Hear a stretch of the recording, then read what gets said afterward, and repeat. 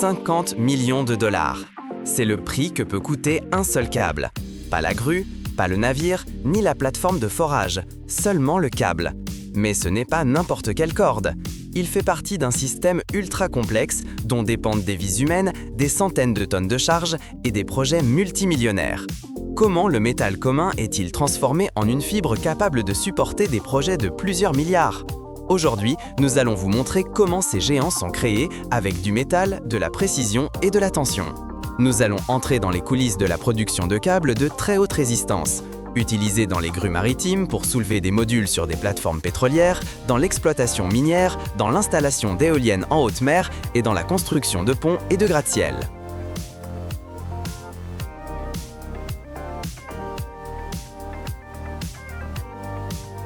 Tout commence non pas par une forme, mais par une idée, une recette pour la force. Le matériau principal avec lequel sont fabriqués les câbles super résistants est l'acier au carbone fortement allié, mais pas n'importe quel acier. Il s'agit d'un acier modifié et amélioré par des alliages. Dans sa composition, on ajoute du chrome, du nickel et, parfois, du molybdène. Tout dépend de la finalité du câble. Imaginez une armure liquide en train d'être préparée pour une bataille contre les éléments. Le chrome, par exemple, augmente la résistance à la corrosion, une défense vitale contre l'humidité implacable de la mer. Le nickel, quant à lui, ajoute de la résistance et de la plasticité, permettant au câble de supporter des charges extrêmes sans devenir cassant. Ces additifs transforment le métal en une véritable armure d'ingénierie, capable de supporter non seulement la tension, mais aussi les changements de température, la salinité de l'océan et même le vieillissement mécanique. C'est un super acier conçu dès sa naissance moléculaire pour un service long et éprouvant. Mais pour que cet acier soit prêt à être tissé, il doit d'abord être préparé sous forme de fil, dans un processus qui exige à la fois de la force brute et une précision quasi chirurgicale.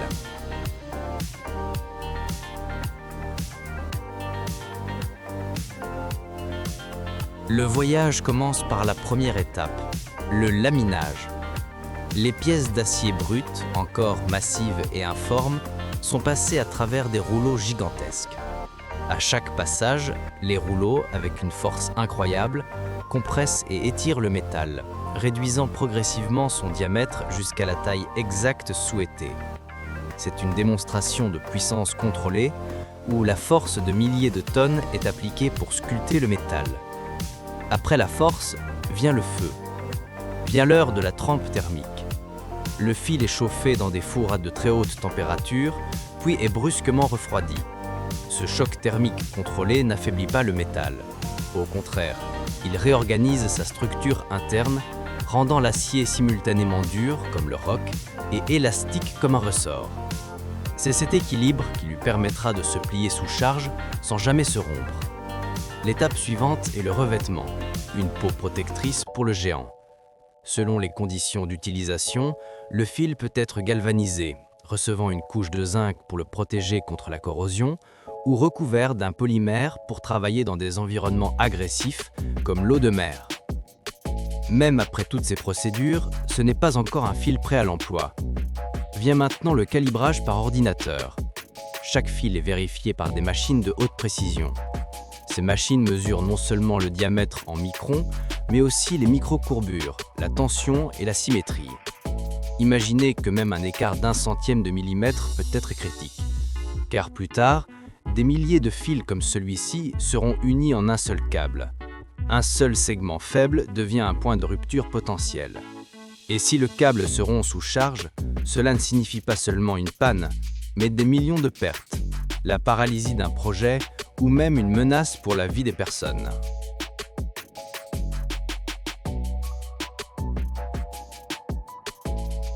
Après le calibrage, lorsque chaque fil métallique a subi un traitement thermique, une vérification et un revêtement, commence l'une des étapes les plus spectaculaires, le câblage du câble.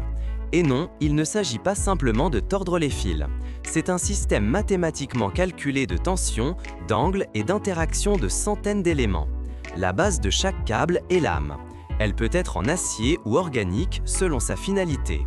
C'est autour d'elle que les spires de fils d'acier sont appliquées en couches. Dans chaque couche, il y a des dizaines, voire des centaines de fils, et tous s'entrelacent dans un ordre rigoureux. L'objectif principal est de répartir la charge uniformément sur toute la longueur et d'éviter les points faibles. Chaque câble a sa propre configuration. Angle de torsion, nombre de couches, forme du profil. Pour la flexibilité, on utilise plus de fils fins. Pour la rigidité, moins mais plus épais.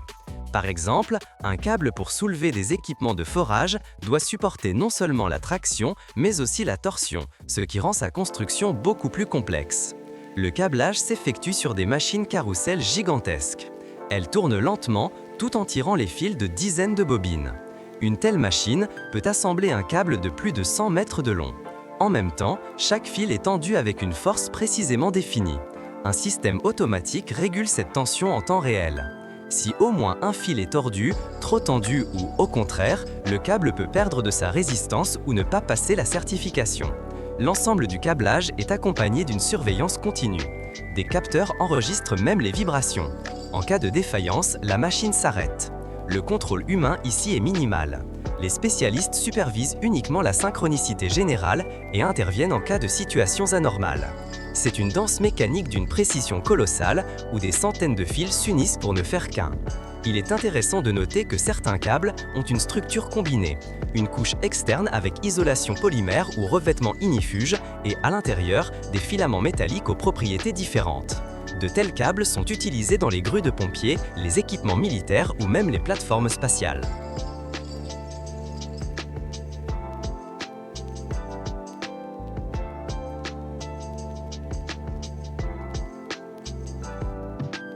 Une fois le tressage terminé, le câble n'est pas encore considéré comme prêt à l'encroi. Devant, l'une des étapes les plus cruciales, les essais et la certification. C'est ici que l'on découvre l'essentiel. Supportera-t-il ce pourquoi il a été conçu ou non? Le premier type de vérification est le test de rupture. Le câble est fixé entre deux pinces hydrauliques géantes, puis on commence à le tirer lentement avec une force incroyable. Il ne s'agit pas de tonnes, mais de centaines de tonnes de charge qui augmentent progressivement. L'objectif est de déterminer la limite maximale de résistance. Idéalement, le câble doit supporter une force 3 ou 5 fois supérieure à celle qu'il aura à supporter dans des conditions réelles. Mais supporter la charge ne suffit pas. Un test de fatigue est également nécessaire. Le câble est tendu et relâché à plusieurs reprises, imitant les cycles de travail réels, par exemple sur une grue de construction ou une plateforme de forage. Au cours de centaines de ces cycles, on étudie l'apparition de micro-fissures, de déformations ou de changements dans la structure. Séparément, des tests de torsion sont effectués. Le câble est fixé et soumis à une rotation. C'est important pour les modèles qui fonctionnent en suspension ou lorsque le vecteur de force change constamment. Si le câble se déroule, s'use ou se brise de l'intérieur, c'est un défaut. Une autre étape d'une importance critique est celle des tests environnementaux. Le câble est immergé dans l'eau salée, refroidi à moins 40 degrés Celsius ou, au contraire, chauffé à 100 degrés. Certains subissent des tests de résistance aux rayons ultraviolets, aux produits chimiques ou même au feu, car dans le cas des grues maritimes ou des mines, les conditions de fonctionnement sont extrêmes. Et après tout cela, seuls quelques câbles reçoivent des certificats de niveau international, par exemple le Lloyd's Register ou le DNV-GL. Ces documents attestent que le câble peut être utilisé dans la construction navale, sur les plateformes pétrolières ou dans l'industrie de la défense. Chaque câble possède un numéro de série individuel lié au protocole de test. Dans certains cas, ils indiquent même la lignée, c'est-à-dire de quelle aciérie spécifique provient l'acier de chaque fil. Lorsque le câble passe tous les tests, il est enroulé sur d'énormes bobines de 20, 50 ou même 100 mètres et transporté sur des plateformes spéciales. Une bobine de ce type pèse plusieurs tonnes. Sur place, le câble est monté avec une précision millimétrique, à l'aide de grues hydrauliques, de systèmes d'alignement et de spécialistes qui surveillent chaque étape. Ce n'est qu'après la vérification finale que le câble est mis en service et commence à fonctionner là où aucune erreur n'est permise.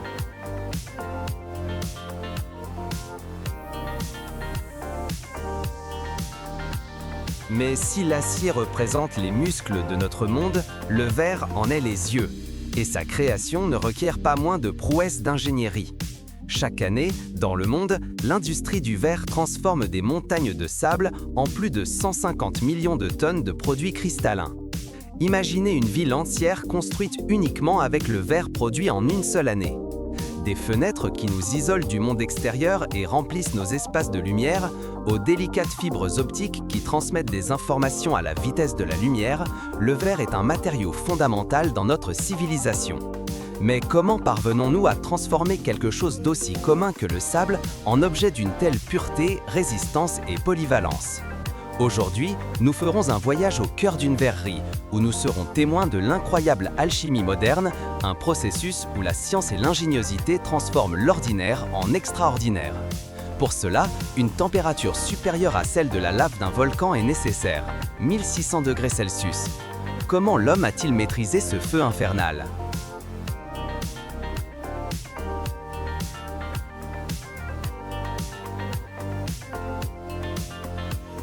La fabrication du verre commence par une sélection minutieuse de ses ingrédients magiques, une recette perfectionnée au fil des millénaires. Le composant principal, qui constitue de 70 à 75% du mélange, est le sable de silice. Mais n'importe quel sable ne convient pas. Il faut un quartz d'une pureté exceptionnelle, supérieure à 99%, pour éviter les colorations indésirables. Ce sable est extrait de carrières spécialisées et traité jusqu'à l'obtention d'un grain fin et uniforme. À côté de cela, le carbonate de sodium ou soude caustique joue un rôle crucial comme fondant. Il réduit la température de fusion du sable, la faisant passer de 2300 degrés Celsius ardent à 1500 degrés plus gérable, ce qui représente une économie d'énergie significative. Le troisième pilier est le calcaire, le carbonate de calcium, qui confère au verre une stabilité chimique, l'empêchant de se dissoudre dans l'eau et garantissant sa durabilité et sa brillance. À cette triade fondamentale, on ajoute généralement du verre recyclé, appelé calcin de verre. Ce n'est pas seulement un geste écologique vital, mais cela facilite également la fusion et réduit davantage la consommation d'énergie. Une fois que ces matières premières arrivent à l'usine, elles sont stockées dans d'énormes silos. Ici, la précision est le maître mot. Chaque ingrédient est pesé avec une exactitude quasi nanotechnologique au moyen de systèmes automatisés et informatisés, garantissant que les proportions de la recette soient parfaites. Ce mélange, appelé composition, est ensuite transporté vers d'énormes mélangeurs industriels. À l'intérieur de ces machines, les différentes poudres sont agitées et combinées jusqu'à atteindre une homogénéité absolue, formant une poudre fine et uniforme, prête pour la prochaine étape, la plus chaude. C'est à ce stade que, si l'on doit créer du verre coloré, de petites mais puissantes quantités d'oxyde métallique sont ajoutées. Oxyde de cobalt pour des tons de bleu profond, oxyde de chrome pour des verts émeraudes, du sélénium pour des rouges vifs ou même de l'or pour des tons de rubis.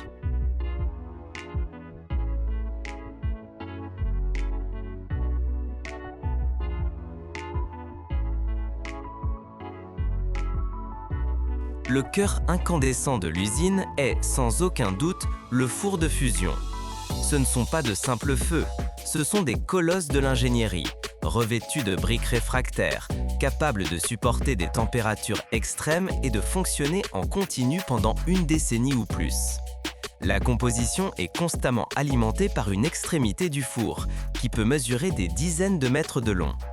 À l'intérieur, la température atteint des niveaux infernaux de 1500 à 1600 degrés Celsius, dépassant la température de la lave volcanique. Sous cette chaleur implacable, les composants de la composition commencent à fondre, à réagir chimiquement entre eux, bouillonnant intensément à mesure que les gaz piégés sont libérés. Ce processus, qui comprend la fusion, la clarification, l'élimination des bulles et l'homogénéisation, peut durer de 24 à 50 heures, garantissant que le verre fondu atteigne une consistance uniforme et une pureté optimale. Le résultat est une mer de verre liquide, incandescent et visqueux, semblable à un miel doré en fusion, prêt à être maîtrisé et façonné. C'est un océan de feu, un chaos liquide. Mais maintenant commence la magie, la transformation du chaos en un ordre parfait.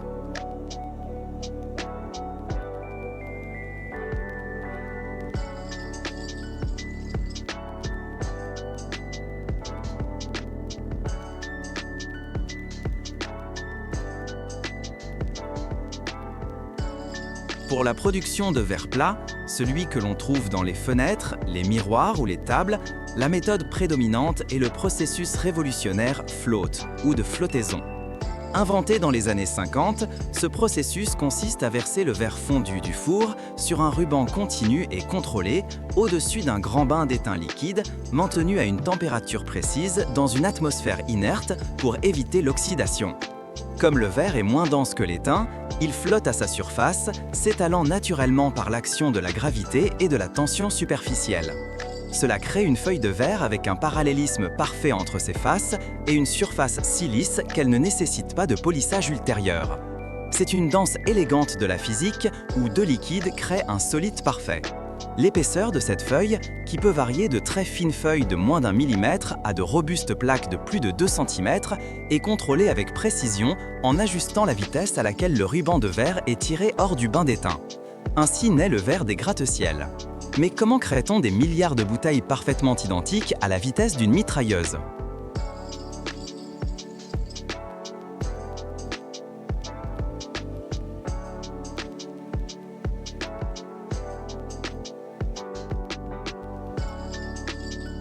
Pour donner vie à l'infinité de bouteilles, pots, verres et autres récipients creux, l'industrie utilise des machines de moulage sophistiquées. La technique la plus courante est le soufflage-soufflage ou le pressé-soufflage, réalisé sur des machines à section individuelle qui sont de véritables merveilles de l'automatisation. Une quantité exacte de verre fondu, appelée goutte, à une température d'environ 1100 degrés Celsius, est coupée et alimentée dans un premier moule, le prémoule. Ici, grâce à un jet d'air comprimé ou à l'action d'un piston, une pièce creuse initiale est formée. Cette pièce, encore incandescente et plastique, est rapidement transférée dans un second moule, le moule final, qui a la forme définitive du récipient. Un autre soufflage d'air dilate la pièce contre les parois du moule, la solidifiant dans sa forme finale. C'est le souffle d'un géant mécanique répété des centaines de fois par minute. Ces machines peuvent avoir plusieurs sections travaillant simultanément, capables de produire jusqu'à 700 emballages par minute. C'est un balai mécanique de haute précision et rapidité.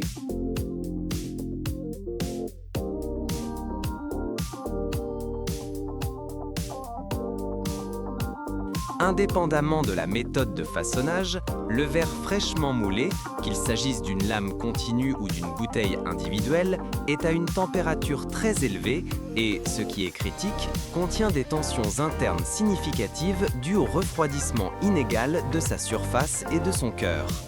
S'il était laissé à refroidir à l'air libre sans contrôle, ces tensions le rendraient extrêmement fragile, sujet à se briser au moindre impact ou changement brusque de température.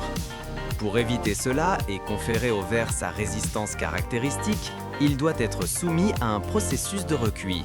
Le verre se déplace lentement sur des rouleaux ou des tapis transporteurs à travers un long four-tunnel appelé galère. À l'intérieur de ce tunnel, qui peut s'étendre sur des centaines de mètres, la température est contrôlée avec une précision exquise. Tout d'abord, le verre est légèrement réchauffé pour égaliser sa température interne et externe.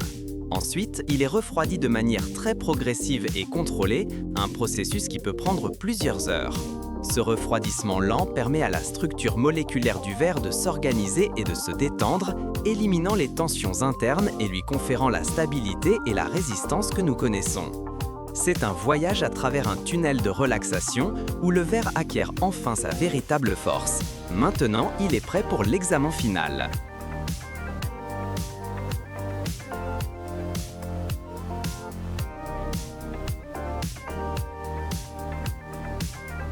Mais le parcours du verre ne s'arrête pas au tunnel de refroidissement. De nombreux produits verriers subissent des traitements supplémentaires. Le verre trempé, par exemple, que l'on trouve dans les portes de douche, les tables ou les vitres latérales de voitures, est réchauffé puis brutalement refroidi par des jets d'air. Ce procédé augmente considérablement sa résistance, le rendant jusqu'à 5 fois plus résistant.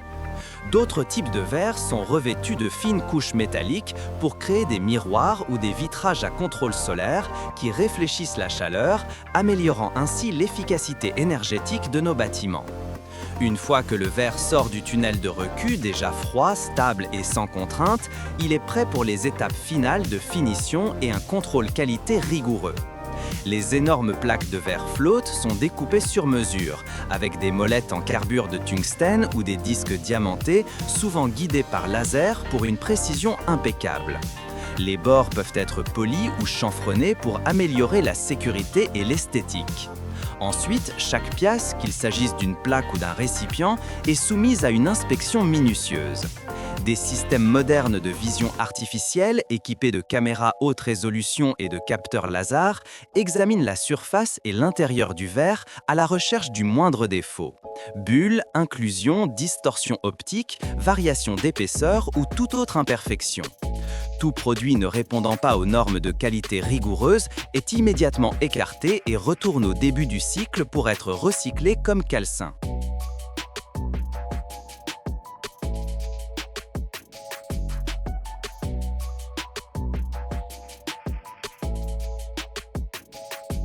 Et ainsi se termine ce voyage extraordinaire, des 1600 degrés de l'enfer à la clarté cristalline sur notre table. Ce qui a commencé comme de simples grains de sable s'est transformé grâce à un processus complexe de chaleur extrême, de précision mécanique et de contrôle scientifique en le matériau qui définit une grande partie de notre environnement bâti et technologique. Des humbles bouteilles qui conservent nos aliments aux panneaux de verre sophistiqués qui recouvrent les plus hauts gratte-ciel du monde, le verre est un témoignage de l'ingéniosité humaine. Le verre est un témoignage de l'ingéniosité humaine et peut-être sa qualité la plus merveilleuse à l'ère moderne est-elle sa capacité infinie de recyclage. Le verre peut être fondu et remodelé à plusieurs reprises sans jamais perdre sa pureté ni ses propriétés. Chaque fois que nous jetons une bouteille dans le conteneur de recyclage, nous contribuons à un cycle vertueux qui économise des matières premières vierges, réduit drastiquement la consommation d'énergie lors de la fabrication jusqu'à 30% et diminue les émissions de gaz à effet de serre. Le verre n'est pas seulement un matériau transparent à la lumière, mais aussi un exemple brillant de la manière dont l'industrie peut progresser vers un avenir plus durable.